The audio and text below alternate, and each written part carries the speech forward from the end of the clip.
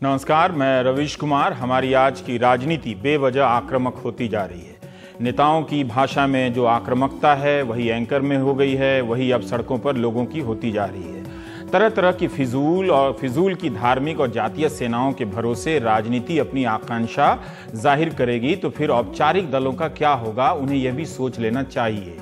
आजकल हर दल में ऐसे बड़े नेता मिल जाएंगे जिनकी अपनी फिजूल की सेना है, और ऐसी सेनाएं मिल जाएंगी जिन्हें हर दल के कई नेता अपना आशीर्वाद देते हैं। इतिहास के नायकों के नाम पर ऐसी यात्राएं निकलती हैं और लोकतंत्र को सामंतवाद का अखाड़ा बनाया जा रहा है।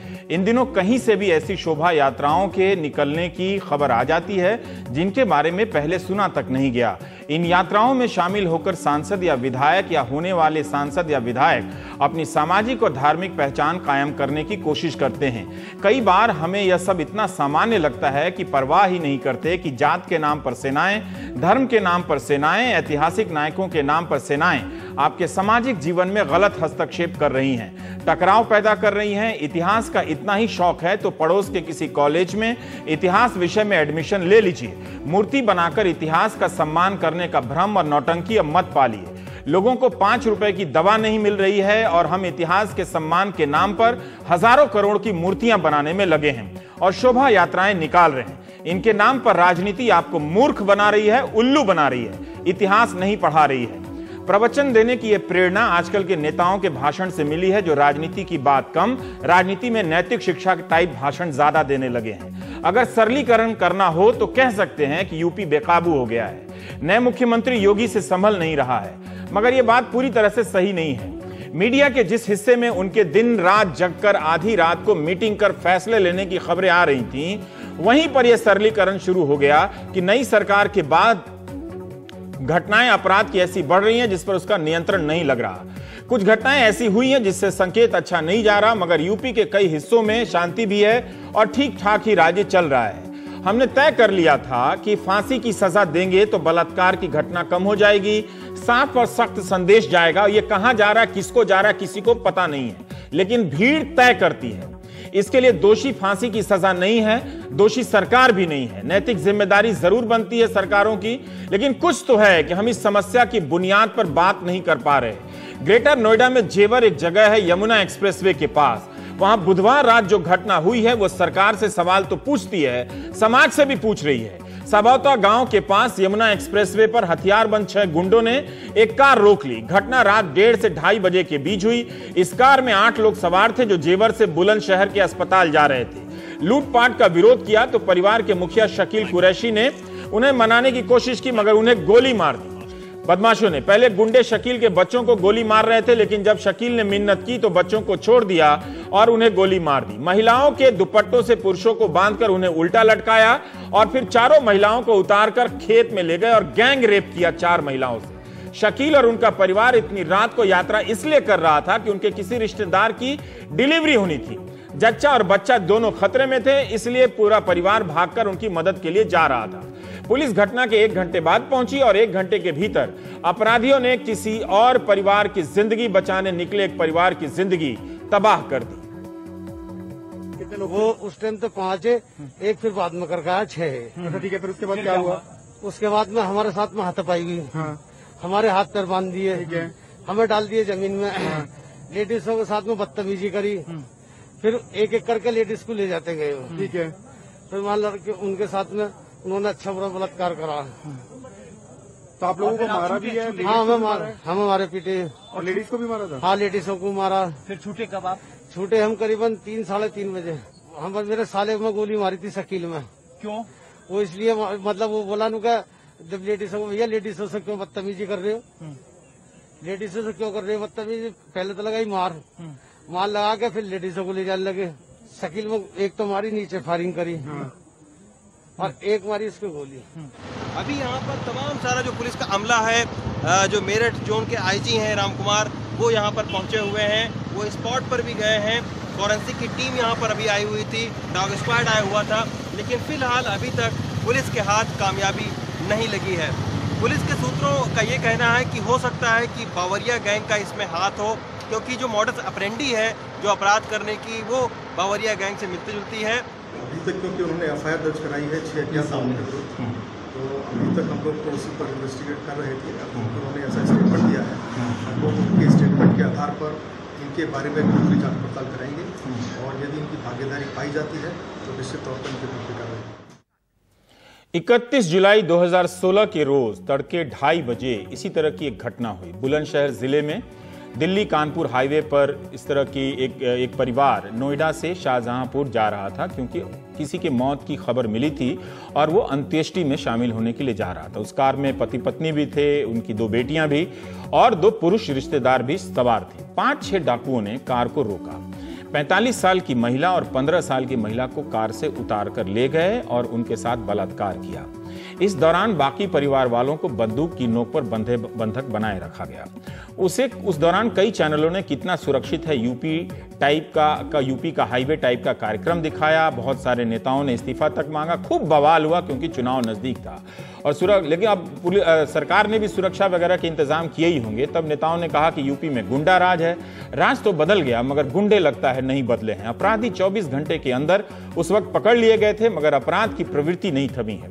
जब एक्सप्रेसवे और हाईवे सुरक्षित नहीं होंगे तो रात बिरात आपात स्थिति में जाने वाले परिवारों के साथ क्या होगा, इसकी गारंटी कौन लेगा।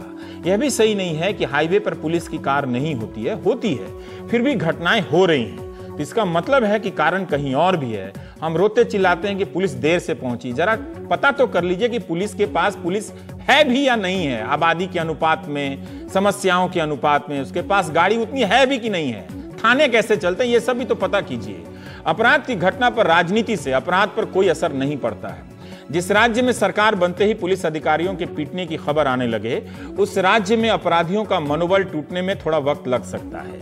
हालांकि अब अपराधियों के अधिकारियों के पीटने की घटनाएं करीब करीब बंद हो गई हैं, लेकिन उत्तर प्रदेश का राजनीतिक और सामाजिक चरित्र रातों रात तो नहीं बदलेगा। कैसे बदलना चाहिए, इस पर जरूर बात कीजिए आप लोग। मुरादाबाद में भाजपा के नगर अध्यक्ष हैं, उन्हें गिरफ्तार किया गया, बाद में रिहा भी हो गए जमानत पर। क्यों किया गया? क्योंकि नगर अध्यक्ष जी किसी की शिकायत लेकर थाने गए, शिकायत ले ली गई मगर जब कार्यवाही का आश्वासन ठीक नहीं लगा उन्हें तो भाजपा नेता असंतुष्ट हो गए और आरोप है कि नेताजी ने ठाकुर द्वारे थाने में तैनात दारोगा से हाथापाई की। इस मारपीट भी हुई, उनके साथ बहुत सारे लोग गए थे। दारोगा जी को चोट आई जिसका मेडिकल कराया गया है। इंस्पेक्टर की कुर्सी के बराबर बैठकर वो ये कहते सुने गए कि दारोगा को जूते मारेंगे, थाने के बाहर पुलिस की पिटाई होगी और जब पिटाई होगी तो देखते हैं कौन मंत्री आते हैं बचाने के लिए। इतने प्रतिभाशाली नगर अध्यक्ष के लिए बढ़िया स्क्रिप्ट न लिखने के आरोप में गीतकार जावेद अख्तर को मुंबई से गिरफ्तार कर लेना चाहिए। खैर, पुलिस को सुधारने के नगर अध्यक्ष के इस महान कार्य में मदद देने के लिए भाजपा जिलाध्यक्ष भी आ गए। जब हमारे संवाददाता से अनवर ने सीओ यानी क्षेत्राधिकारी से बात की तो उनसे राजनीतिक दल का नाम नहीं लिया गया। कहते रहे कि किसी राजनीतिक दल ने शिकायत की थी। हम उनका डर समझते हैं और उनके व्यवहारिक होने का सम्मान भी करते हैं कि एक बयान के चलते ट्रांसफर झेलो, बच्चों का एडमिशन झेलो और पता नहीं क्या क्या झेलो, तो उन्होंने ठीक ही किया होगा।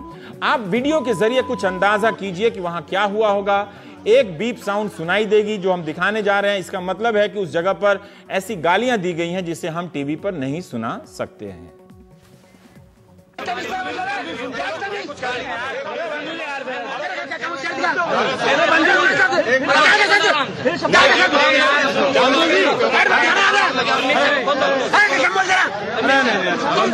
बंधु जी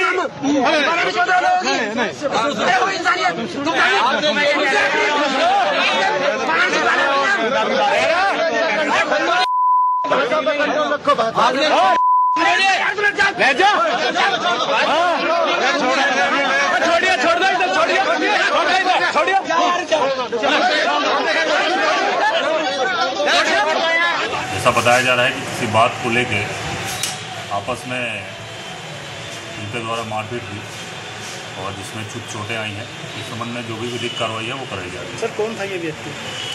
इनको यहाँ किसी एक पार्टी के नगर अध्यक्ष के रूप में बताया जा रहा है और जिसमें जो भी विधिक कार्रवाई है, जो भी तथ्य संज्ञान में आएंगे उसके अनुसार कार्रवाई की जाएगी।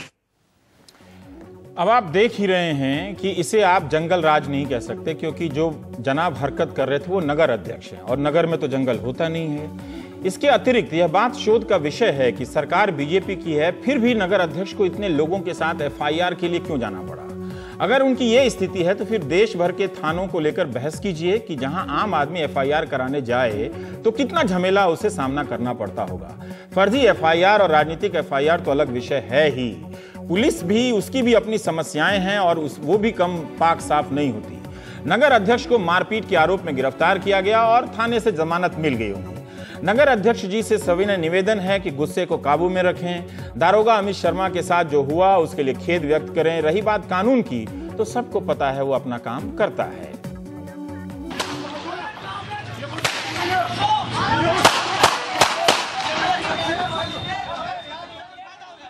गोली की यह मधुर आवाज मुरादाबाद के आरटीओ कार्यालय के बाहर रिकॉर्ड की गई। 9 मई को जब बीजेपी और बजरंग दल के लोग आपस में इस बात को लेकर उलझ गए कि फिटनेस चेकिंग के लिए आने वाली गाड़ियों के लिए मेडिकल किट कौन बेचेगा, इस बात के लिए दोनों पक्षों में तलवारबाजी का भी प्रदर्शन हुआ। भारतीय संस्कृति के इन प्रतीकों का इस्तेमाल सिर्फ इतिहास को लेकर डराने के काम में ही नहीं, मेडिकल किट बेचने के काम में भी लाया जा सकता है। यह ज्ञान मुझे इतिहास की कक्षा में नहीं बल्कि इस वीडियो फुटेज से प्राप्त हुआ है।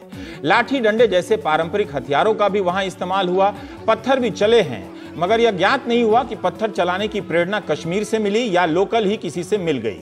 और हां, 7 राउंड गोली भी चली। इसका मतलब दोनों पक्ष पारंपरिक के साथ साथ आधुनिक युद्ध कौशल में भी दक्ष रहे होंगे। सोचिए, शौर्य का यह प्रदर्शन भारी वाहनों में मेडिकल किट लगाने के ठेके को लेकर हुआ। राष्ट्र निर्माण में ठेके का रोल कितना महत्वपूर्ण है, ये बात आप नहीं समझ सकते। इसके बाद आजाद भारत की पुलिस आई, दल बल के साथ पहुंची, तब तक लड़ने वाले भाग चुके थे। इस मामले में गिरफ्तारी भी हुई है। बजरंग दल और भाजपा भी आपस में गोलीबारी कर सकते हैं। इसकी कल्पना अशोक वाजपेयी और केदारनाथ सिंह जैसे लिबरल कवियों ने भी अपनी कविता में नहीं की है। ये अभी 1 घंटे पहले 2:30 बजे के आसपास आरटीओ ऑफिस के पीछे दो पार्टियों के बीच में लड़ाई हुई, जिसमें गोली चलने की भी सूचना है। इसके ऊपर अभी पुलिस आई है। पुलिस के सामने दोनों ही पार्टियां भागी हुई हैं।